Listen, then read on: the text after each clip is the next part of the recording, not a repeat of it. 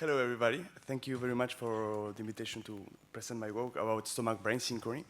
So first, we know that the brain is organized into rest system networks that are normally defined as regions that have convergent functions, whose ball activity is correlated across time at very slow frequencies. The stomach produces a rhythm that is in the range of these rest system networks. It's an electrorhythm. And we know that it interacts with rest system brain activity. Specifically, it constrains the power of the alpha rhythm.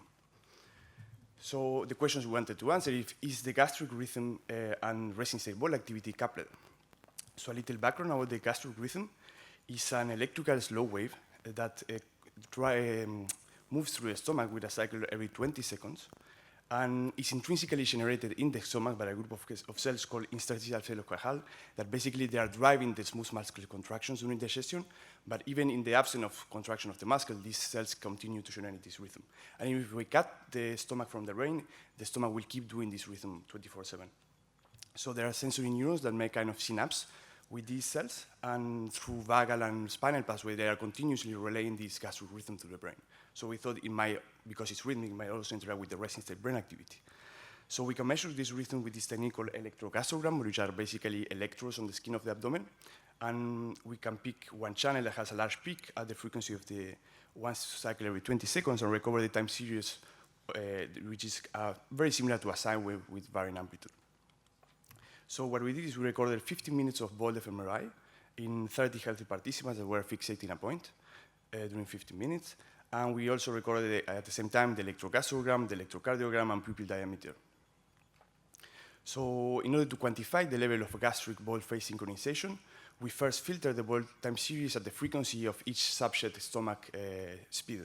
So here we can see in blue the time series of the stomach, 200 seconds, filtered at the frequency of the stomach, and in orange a voxel that is closely following the stomach time series, and in gray a voxel that is unrelated to the stomach.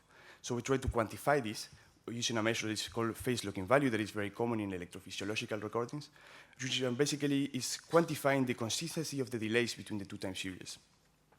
So the way that this goes is basically for each time point, we calculate the phase difference between the two signals, the time delay between the two signals, and we try to see if they are consistent or not. So we can see that for the orange voxel, all the phase differences are clustered around a certain angle. So what we're going to do is quantify this taking the vector length, so basically the magnitude of the average of this phase difference. And for the gray voxels, we can see that all the phases, all the time delays, actually can fall within any part of the unit circle, meaning that there's no consistent time relationship.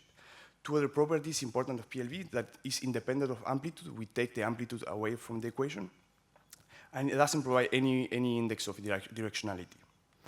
So we then use time-shifted surrogate data sets. We shift in time the ECG many times, and we compute change how much coupling we can obtain by chance with this procedure.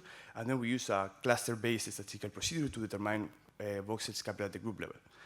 So then we have a map of the regions that are coupled at the group level. This is for the 30 subjects.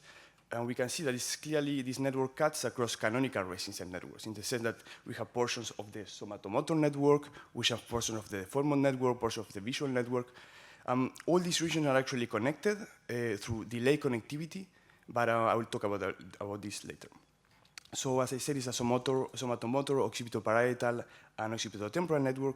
We also find coupling in the right posterior insula, but only using a region of interest approach, meaning that the coupling here is weaker. And we also computed regions that are fluctuating in Harry variability, that is an autonomic index, and only 30% of this network is actually also involving autonomic control, meaning that this network is clearly doing something else beyond autonomic control. So within each of these regions, we have around 15% of shared variance between the stomach time series and the ball time series. And we made sure that this was really specific to the stomach by filtering the signal at faster or slower frequencies on each participant's stomach, and the effect decreases or disappears. So what are these regions doing? So we have some regions around the occipital sulcus, occipitoparietal sulcus, that are clearly involving the alpha rhythm. What I'm plotting here in the green overlay is the previous study from our group where we found that the MEG alpha rhythm, the power of the MEG alpha rhythm, is constrained by the phase of the ECG. And we can see that in the occipital region, the orange is what we found in the ball, overlaps with these alpha regions. We also have a number of regions that contain body maps. So what I'm plotting here is results from other groups that try to map the homunculus, the body representation across different modalities. And we can see in S1 that the orange is the regions coupled to the stomach. The stomach overlaps with the mouth and the hand representation, which is interesting because in S1 there are actually neurons that have overlapping visceral and hand input. We also find bilateral secondary somatosensory cortex that also have body maps, and together with primary somatosensory cortex, they show evoked response to splenic nerve, the nerve that innervates the stomach. We also find this cingulate motor regions, which are basically active during voluntary movements, but they also receive input from the spinothalamic tract. I'm highlighting these three regions because they might receive input from the stomach, and as I will see next slide, they're actually early compared to the rest of the regions. And also we find the extrastriate body area, that is a region that is activated when we see images of the body, when we see a mouth and when we see a hand, and here the coupling is at the level of the mouth. So we don't know where the coupling is coming from to this visual region, but something that we notice is that the regions that we know there where the input is coming are early. So what I'm plotting here in the polar plot, remember how I told you before that we are taking the length of the PLV, so now we're taking for each region what is the average delay with respect of the rest of the network.